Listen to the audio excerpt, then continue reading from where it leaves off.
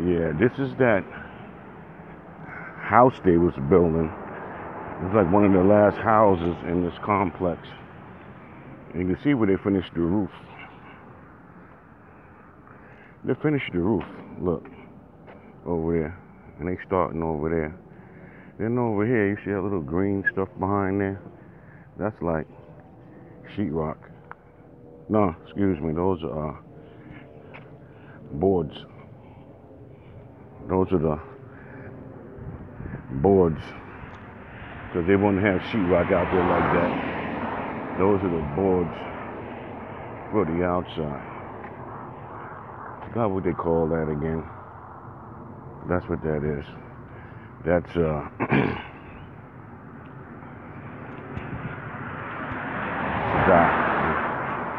this paneling. It's like CDX paneling, I think it's called. I'm not sure. Whatever. But no, they building it.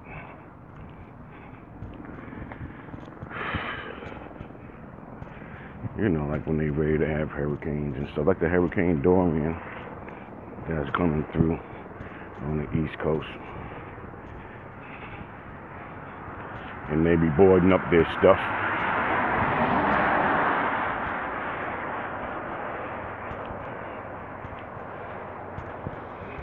It's like 1/4 inch or 1/2 inch. Comes in the size like sheetrock.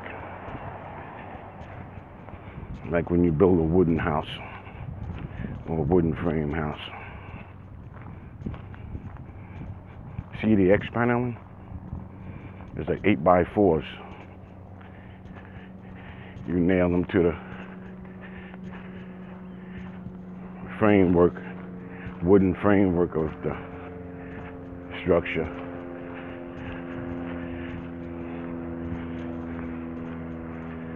Then you put insulation and siding, or you put some kind of protective barrier over the paneling. Then you put on the siding, whatever siding you're going to use.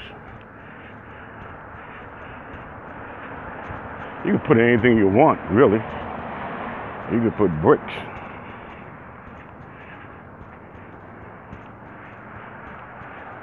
Or anything, actually. You could put double. You could double it. I always see these people riding on a Sunday usually too. See how there's not a lot of cars out here and it's quiet. It used to be the most peaceful, easygoing. Really not that many distractions and noise to like make a video. Because usually I be playing music. Have music in my head, but I ain't got to even hear these car tires go by.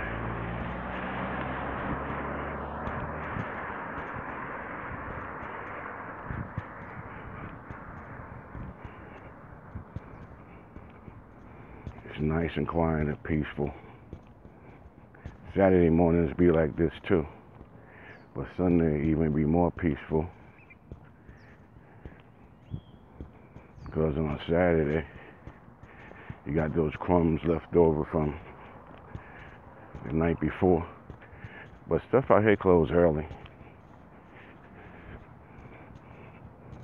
If you want to go someplace where it's quiet, not that much traffic, that goes for street traffic and sidewalk traffic.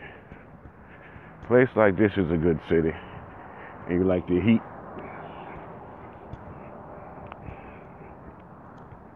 This car got stuck over there by that field, I guess, because nobody's in it. Somebody could be back in the back sleeping.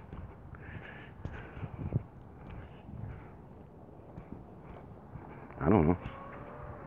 But you really don't see that type of stuff out here.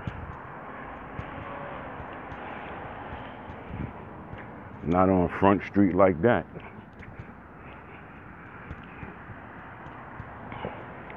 In New York, someone could park a car in front of your house and leave the shit there. And there'll be a different ticket on the car every day. Next thing you know, that person's windshield got like 20 fucking tickets on there. You know the car hasn't moved. Look at all the tickets it has. Then it start getting dirty. And as soon as motherfuckers see that in New York City, they fucking taking the tires off that shit. They going inside. They taking the tires off. They stripping that shit. They popping the hood. And they doing all this shit right in front of your house. You know, in the middle of the night, in the middle of the morning. And you be like, what the fuck? Why would they come and get this car? And you could call. You can make all the phone calls you want to the city. All they're gonna do is come by and put a sticker on it.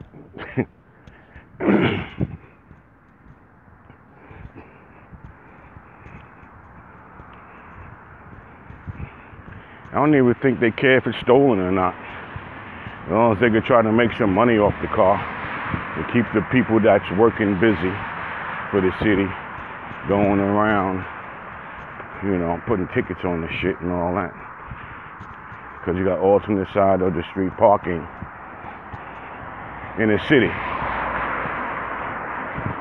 In other words, you can't park your car and leave it because you got street cleaners that come through.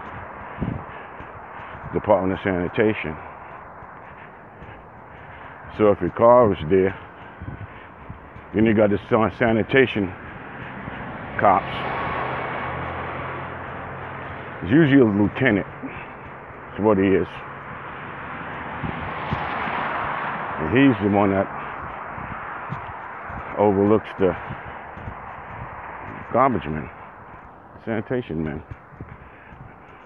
It's a city-ran agency. And he's the one with the that writes the tickets. So if you don't recycle your garbage there and put it in the right color bag,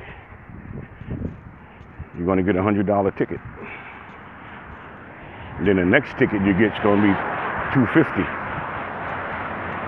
And then within a year's time, and it could go up to like $1,000. You get like 5 tickets, and every ticket after that will be $1,000. That's how New York City make money. Or for any little shit they could get over on.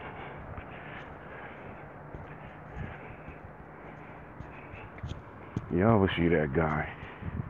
He doesn't come out of the complex. This dude, every time I walk past here, around this time, he just walks up to the edge and comes back around. It's a big guy. Big white dude, wearing shades.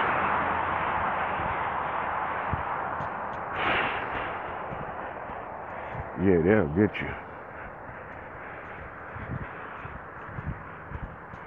Because they don't have really got dumpsters in the city. Unless you have a private business. If you have a private business, you got to have a dumpster.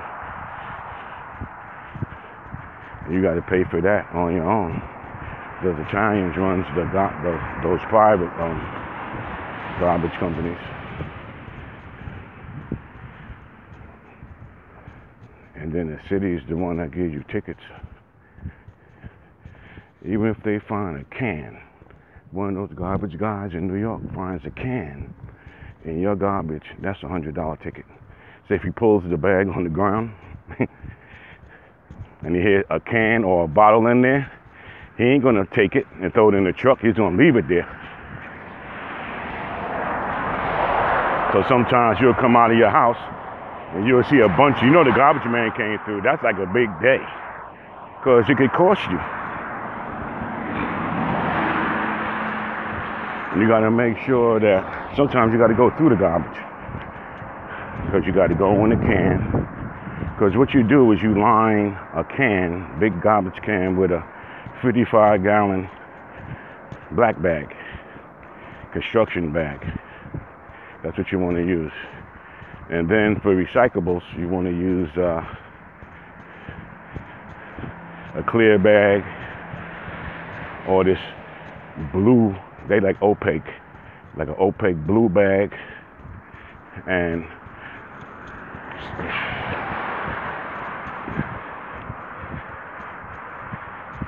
you got to make sure there's cans and bottles in that blue bag, or it could be clear. And it's something like the green bags are for, like, if you do your grass and bushes and all that shit, the hedges, cut those, you got to put those things, scraps, in there, in a green bag. And I think they take those to a compost heap or something. But in general, if they catch a can or a bottle in that black bag, any kind of metal or glass, you're gonna have problems. So you got to put all, like, plastic, glass, and metal. Yeah, plastic, glass, and metal. You can't even put plastic inside. If it's recyclable, it has to go in the recycle bag. Then they got all these rules. They'll mail it to you, or you can go online and look the shit up.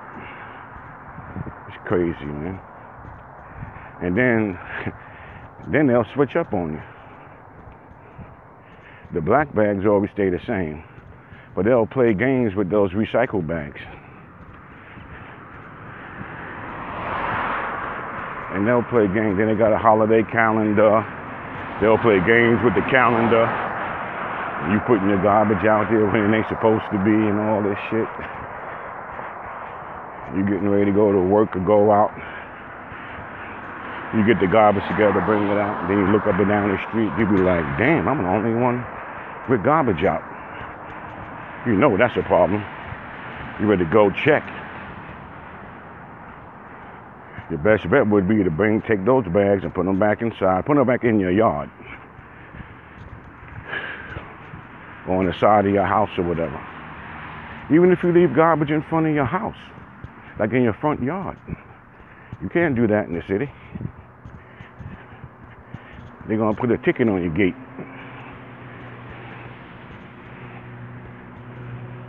Yeah, the garbage man comes through. You know, they come through like every other day. Then you got the snow days too. That's where all that. Sometimes they suspend the alternate side of the street parking.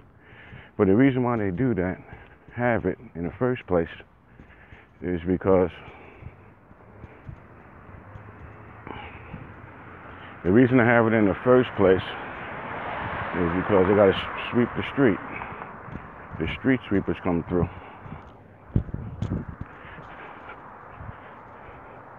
And they sweep the streets.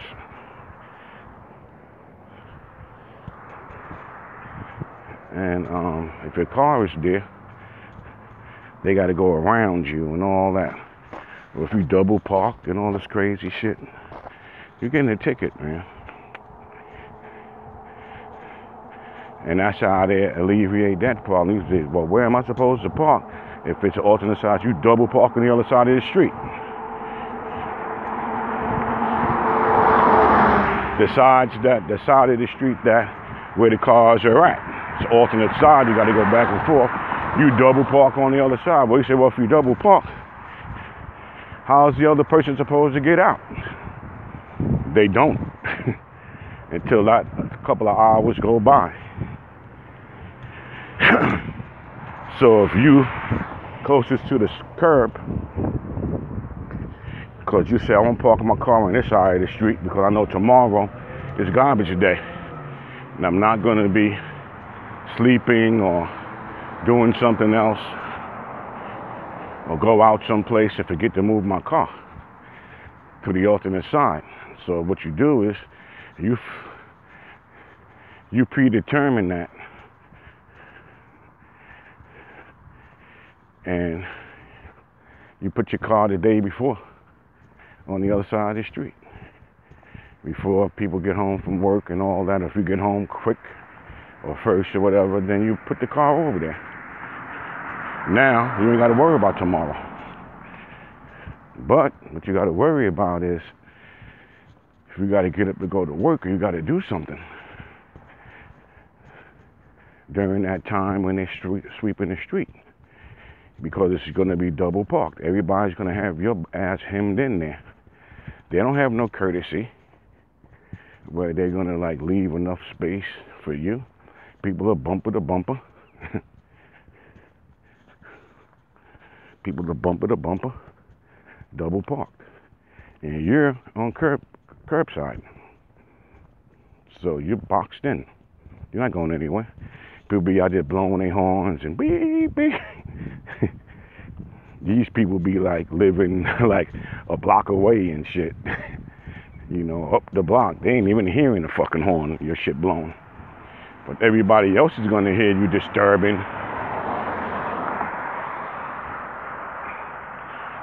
the peace. Because your dumb ass got boxed in. Now you gotta go back. And you got a doctor's appointment, or gotta go to work, or got some kind of emergency. You're not going anywhere. You're stuck. You ain't going anyplace. You're just gonna sit in your car and be mad. That's all. And that's what people be doing. People be getting mad, blowing their horn real hard, and getting out their car all agitated, walking around. Who caused this? It doesn't matter. See, that's why when you're in New York, anything can happen. That guy might have been in an emergency, but it's his fault too. Because there's always some trouble. People be getting killed over parking spots in those situations and getting locked up, and the police come, all kind of craziness. That's why I'm glad I have my own crib, my own house. I got a driveway. Park my car on my driveway. And when I had 2 cars, you follow the rules. You can't block a driveway. I mean, you can, but you're getting your shit towed. You're getting your shit towed. If you got somebody that ain't playing that game, you're gonna get your car towed. You know you blocking the driveway. You're just taking that chance, because that's what you're doing. And some people say, you're going to take a chance on my shit? What if I have to go? I got a house. I pay taxes. That driveway is mine. And you got these signs that says no parking, or park at your own risk, or tollway zone, or whatever. And niggas are still parking the driveway, or partially block it. Because the parking spot that's on the street in front of your house, maybe somebody like park half-ass. Then the next person come and try to park, and they be saying like, damn, if I had like a couple of more feet, I could park here. But then at the same time, a smaller car may be like waiting behind him, knowing that they can fit their shit there without blocking. That's the time you wish you had a smaller car. And then some people will just say, you know what, fuck it. I guess they say they'll take the ticket, or they'll just take their chances. So that you could come out your house to go somewhere, and you have a private home, and the guy got half of your driveway blocked, and the only way you can get out is back straight back. You're not getting out. You're blocked in. So what you do then, you call the cop.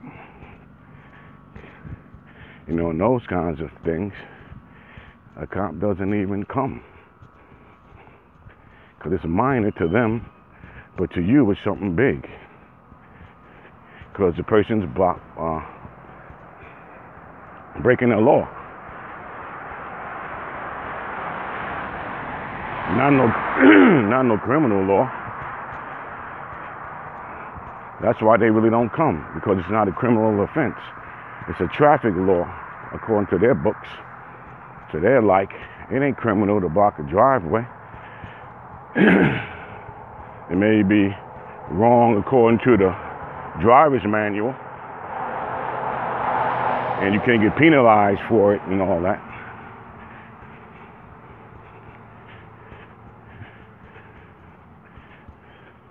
That's why laws are bullshit. All of them. They're just made up by someone, or made up by a group of people that sit at a table, or however they do it and shit. A group of constituents that has political power or financial power. That's what they do. You really don't have to follow them, because they just statutes, and they're really the statutes, loose laws and statutes, and rules and regulations and statutes. It's no fucking law. Fuck out of here. And if you want to follow them and listen to them and go by the book with them, you can. That's why some people will block the driveway. But that's a matter of courtesy. But with all laws, they give leeway. Even in criminal law, whatever kind of law it is, there's always wiggle room, because when you're dealing with courts, you're dealing with money. Any kind of court you deal with, it's all about money. People got to snap out of it. Listen to what I'm saying. Any kind of court case, any kind, there's money involved. Money changes hands. And that whole system. And that's what it's about. That's why I don't get caught up in the courts. Man, you got problems. You got to solve that. You got to resolve that case and just keep it moving. You can't keep playing in any kind of court system. I don't care what it is. Because you're going to wind up losing. You're going to lose. And then sometimes you could win, but you're still going to lose, because you got to pay other people. So you're going to lose some of your benefit if you benefit from the court. There's other people there with their hands out. And you got to give them shit. So it's all about, even if you sue someone, it's still all about money. You sue somebody for $1 million. You ain't getting out of there with no $1 million. You're not getting out of there with half of that shit. You can negotiate. You see what I mean? The judge gonna get paid.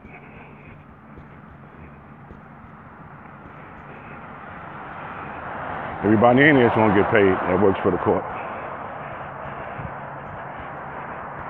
That's how that works. And that money's coming out of your pocket, or it's coming out of the other person's pocket, coming out of the plaintiff's pocket or the defendant's pocket. Either way, if you don't have the money,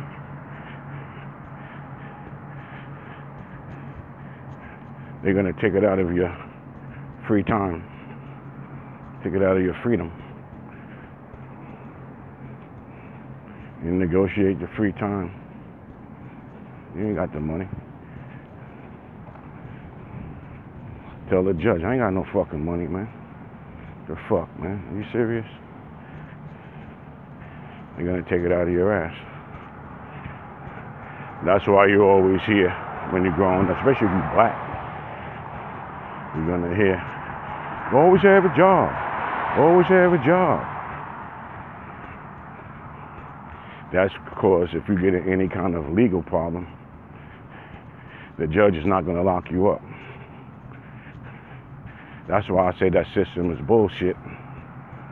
It's not going to lock you up. Because you're going to get locked up when you get arrested and all that. Basically, once they put the cuffs on you, you're done. And then they're going to take your money. That's how that works. So all courts is about money. And that judge, he's basically the banker. That's who he is. He's looking on both sides, see where he could profit and where he could hand out punishment if you don't have the money. That's why people get away with murder and stuff like that. Yeah, he's gonna wait. It's gonna be the scales of justice, all right. You're gonna see how much gold you got,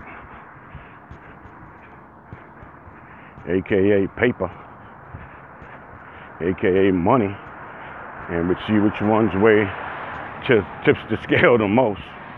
He's going with that side.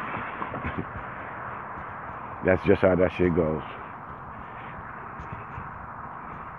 That's why they got that lady there with the blindfold on with the scale.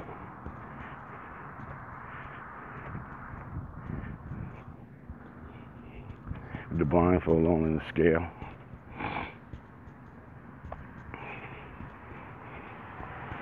Justice is blind. Like Richard Pryor said in one of his jokes back in the day. He says, yeah, they treat black people with justice. That's why when you go to, they treat black people with justice. That's why when you go to court, in the prison, that's just what you see. Just us. That's his spin-off of justice. So when you go to prison, you look around, you go to court, that's what you're going to see. Just us. Referring to blacks. Referring to blacks. And that keeps you further behind the 8 ball. And it's sad, the system. Always going to keep people of color oppressed some kind of way. There's 13% black people in this country, 13% African Americans. So you got to figure, right? Out of that 13%, they got to have at least maybe 8% women of the 13%. It's got to be more than 7, because I know nature has it where it's more women than men.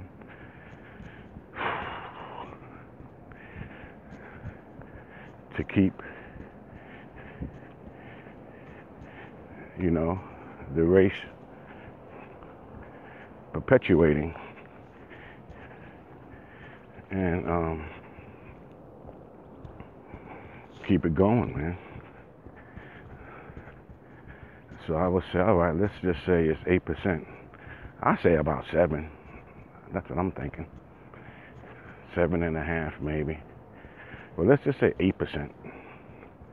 Out of the 13%, when I say African Americans, I'm talking about people who are ancestors of the slave trade. I'm not talking about the guys the blacks that are coming here, at the airport, coming in here on buses, planes, and trains. I'm not talking about dumb people. Those people coming straight from Africa, straight here. I ain't talking about them. I'm talking about the people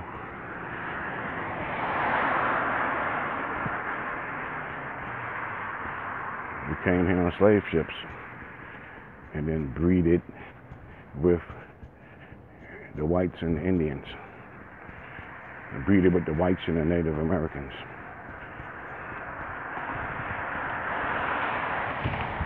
Them blacks. My people. It's 13% in this country. Say 8% of them is women and 5%. No, it's probably 7. It's probably 7 to 6 makes 13. I'll just say that. or I could say 8. I know it has to be more. Let's just say 6% males, 7% females. Okay? So, out of that, you have to say, how many of those, let's go on the male side, the 6%. This country is, let's just say 6% black males, African American males. Because there's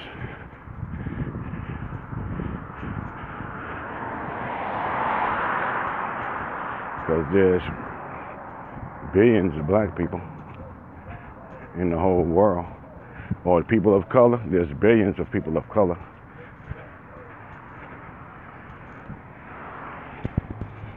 But there's not billions of African Americans. The world only has about 7.5 billion people in it. That's counting everybody, from a newborn to an old ass person, 100 years old with their foot in the grave or whatever. From a newborn to the oldest motherfucker that's dying, in other words. So, if it's 6% African American black males, you got to figure throughout the country, you could say maybe 1% of them motherfuckers are locked up.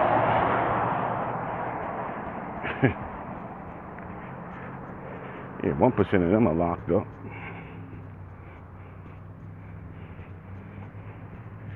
And I'm trying to say from like adolescents all the way to grown-ups. Probably a 1% of them locked up. That leaves 5.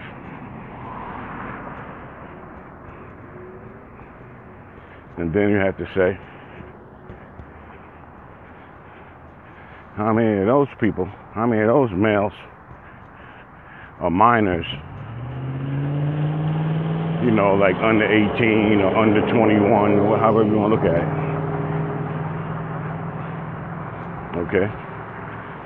Say under 21 out of those 5%. I don't know. Maybe 1% of that 5% that's left over. That leaves 4. How many of those people are maybe elderly or geriatric type of males? Ones that are like really no threat. You know, can't bust a grape. Those older men. Probably another 1%, maybe. Maybe, no, it's probably like another 1%. That leaves like 3%, right? Males left. And then you could say, out of those 3% that's left, like, how many of those people are healthy? Males are healthy and strong. How many of those are out of 3%? Because the black Americans are always eating fucked up stuff because they believe a bunch of bullshit. A lot of black Americans eat pork and a lot of sugar and stuff. There's a lot of high blood pressure, diabetes, cholesterol problems, and that kind of shit. Even amongst the youngins, they have them. I would think maybe half of these motherfuckers are sick.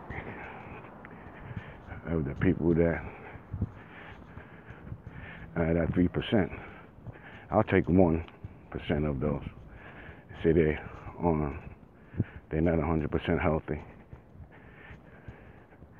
And then that leaves like 2 How many of those people have jobs? Or look at it the other way. How many of those people are unemployed? Out of the maybe 2% or 3%. Even a working sick person. How many of them have jobs, man? Out of the 2-3% that's left. Now y'all see where I'm going with this shit?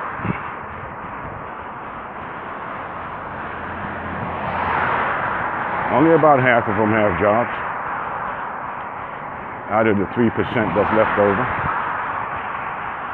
That's 1.5%.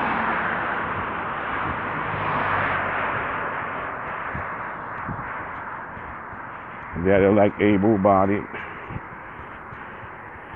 productive, half healthy, black people, black men. How many of those people is queer? You know, let's just put it this way: a non-heterosexual. That's what they ought to call them. Fuck all them other names. The non-hetero, probably that 0.5% there. So that leaves like 1%. Heterosexual males, half of them is on meds and not in good shape. So then you got to say, let's just say, that 1% of eligible males that are of age, right? And let's say not overweight or underweight, for whatever the reason, whether it's illness, poor health, or whatever. How many of those are underweight or overweight?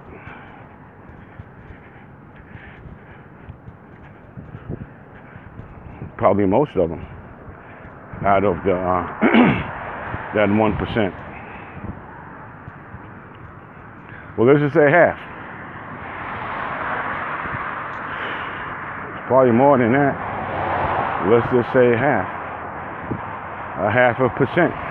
Now you got 0.5% of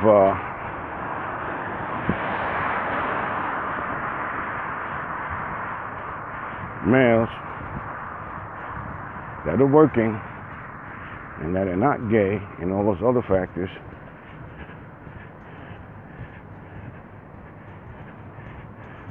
And remember, out of those, some of them are still sick and on meds and stuff and overweight and all that.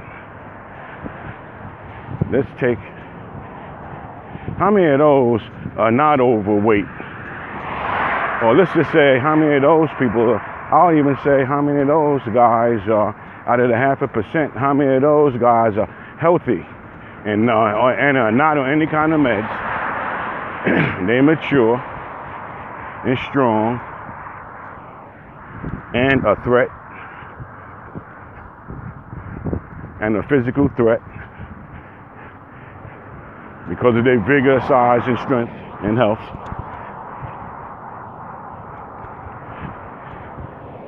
And wealth, meaning like a good job,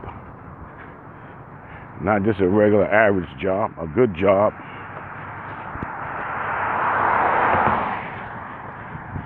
How many of those guys are there out of that 0.5%? See where I'm going? How many of those guys have their own business? Oh, okay. How many of those guys that is totally healthy are making 6 figures a year, working for someone? Then you got to say, well, how many of those guys is making 6 figures working for themselves? Well, how many of those guys are working for themselves? Period. See how all that stuff shrinks down? Working for themselves, period, and are healthy. You know, and mature, full-grown men, mature men. I ain't talking about the ones, what about the ones with mental health problems that are in that group? See how shit shrinks all the way down? So, the people who run this place know exactly what they're doing. That runs this planet. They know exactly what they're doing. Always have. Then you got these women running around out here talking about, I'm on a man that got the 6 6s. The hell out of here. You know. Somebody, they want a top tier guy. You know, and all this crap. I'm like, please. So you gotta be kidding me.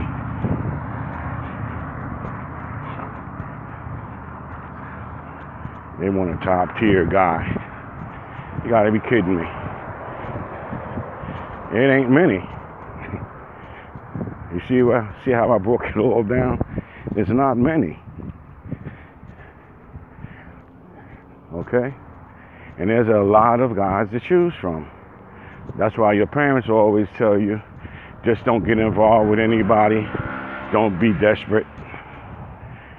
Don't jump on the first dick or the first pussy or whatever that somebody throw on you and be getting all caught up in with all that dumb shit. Because you don't know who you dealing with or what's wrong with them or what runs in their family. They have mental disease running in their family. Bitch could be fine as hell. Or the guy could be handsome as hell. But mental disease running in his family. You know. His grandfather beat up his wife. On both sides of the family. A wife beaters. Now you're gonna marry into a hooker with a dude that family tree, grandfather, the fathers, the uncles, and everybody abuses family members, physically beats them and stuff, and the kids, beats the kids, or maybe even sexually abuses the kids. It runs in a family. So you hook up with a guy like that, it's the shit ain't gonna stop. And what are you gonna think? You're gonna fix him? You're gonna say, oh, I'm gonna make the cycle break here. Fuck out of here. You're gonna have a black eye, every other eye. You're gonna have a alternate black eye, alternating black eyes the rest of your fucking time you spend with this dude. Once the other one here, he gonna punch you in the other one. As soon as his soup is cold, and you serve him some coffee that's not hot enough for some shit. Because he watched his family do it. So he thinks it's normal.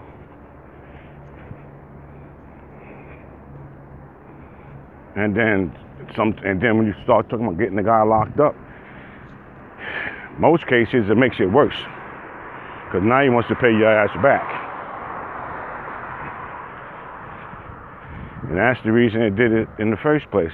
To keep a woman from controlling them. So they put their foot down and they fist that side your head to keep you under control.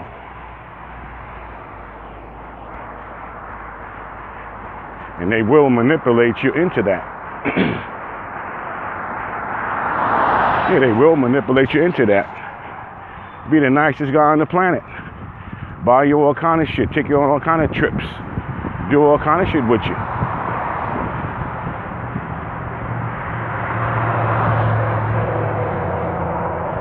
People's doing that. They watching you.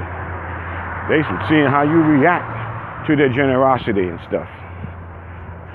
They're looking at you. A lot of you bitches be thinking motherfuckers are stupid.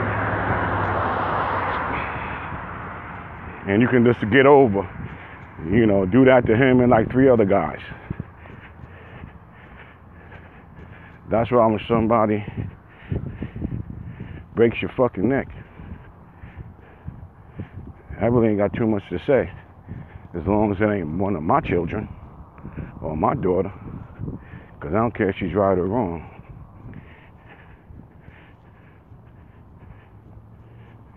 You're going to get yours too. And that's that. I ain't going to sit back and don't do anything. I don't give a fuck. I'm gonna do something. Or get somebody to do something to your ass, which is more than likely what I'll do.